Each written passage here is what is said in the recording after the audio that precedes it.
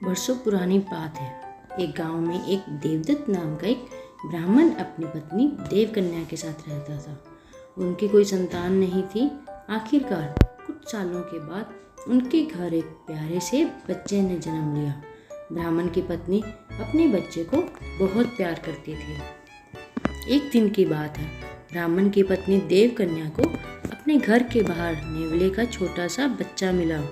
उसे देखकर देवकन्या को उस पर दया आ गई और वो उसे घर के अंदर ले गई और उसे अपने बच्चे की तरह पालने लगी। ब्राह्मण की पत्नी बच्चे और नेवले दोनों को अक्सर पति के जाने के बाद घर में अकेला छोड़कर काम से चली जाती थी। नेवला इस दौरान बच्चे का पूरा ख्याल रखता था। दोनों के बीच का अपार स्नेह देखकर देवकन्या बहुत खुश थी। एक दिन अचानक ब्राह्मण की पत्नी के मन में हुआ कि कहीं यह नेवला मेरे बच्चे को नुकसान न पहुंचा दे। आखिर जानवर ही तो है और जानवर की बुद्धि का कोई भरोसा नहीं कर सकता। समय बीतता गया। नेवला और ब्राह्मण के बच्चे के बीच का प्यार गहरा होता गया।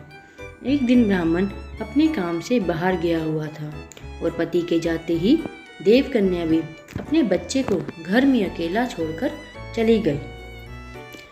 इसी बीच उनके घर में एक सांप घुस आया। इधर ब्राह्मण देवदत्त का बच्चा आराम से सो रहा था, उधर सांप तेजी से उस बच्चे की ओर बढ़ने लगा। पास में ही नेवला भी था। जैसे ही नेवले ने सांप को देखा तो वह सतर्क हो गया। सांप को मारने के बाद नेवला आराम से घर के आंगन में बैठ गया और इसी बीच देवकन्या घर लौट आई। जैसे ही उसने नेवले के मुंह को देखा तो वह डर गई। नेवले का मुंह सांप के खून से लथपथ था। लेकिन इस बात से अनजान देवकन्या ने अपने मन में कुछ और ही सोच लिया।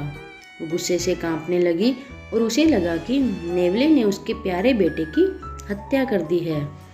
यही सोचकर ब्राह्मण की पत्नी ने लाठी उठाई और उस नेवले को पीट पीट कर मार डाला। नेवले को जान से मारने के बाद ब्राह्मणी अपने बच्चे को देखने के लिए घर के अंदर तेजी से भागी। वहाँ बच्चा हंसता हुआ खिलौने के साथ खेल रहा था। इसी दौरान उसकी नज़र पास में मरे पड़े सांप पर गई। सांप को देखते ही देवकन्या को बहुत पछतावा हुआ। वह भी नेवले से बहुत प्यार करती थी, लेकिन गुस्से और अपने बच्चे के मुंह में उसने बिना कुछ सोचे समझे नेवले को मार दिया था। अब ब्राह्मण की पत्नी जोर जोर से रोने लगी, लेकिन तब तक बहुत देर हो चुकी थी। उसी समय ब्राह्मण भी घर लौट आया। वह पत्नी की रोने की आवाज़ सुनकर दौड़ता हुआ घर के अंदर आया। उसने पूछा, देवकन्या तुम क्यों रो रही हो? ऐसा क्या हो गया? उसने अपने पति को सारी कहानी सुना दी। ब्राह्मण देवता को बहुत दुख हुआ। दुखी मन से ब्राह्मण ने कहा, तुम्हें बच्चे को घर अकेले छोड़कर जाने और अविश्वास का दंड मिला है।